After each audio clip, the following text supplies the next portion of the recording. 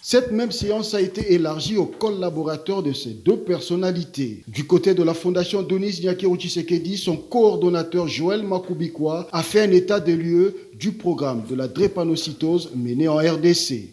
À ce jour, on ne peut pas dire qu'on est déjà arrivé, mais on n'est pas non plus là où nous étions il y a 5 ans.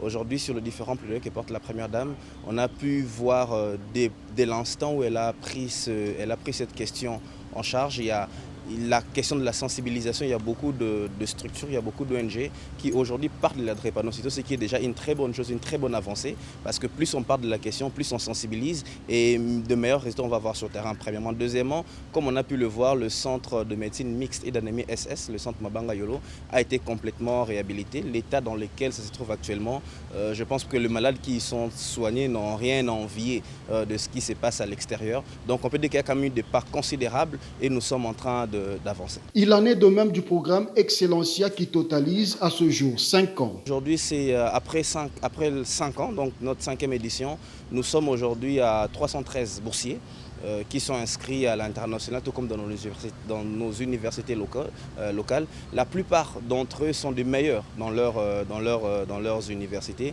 dans leurs filières. Ils font partie des meilleurs qui sont formés.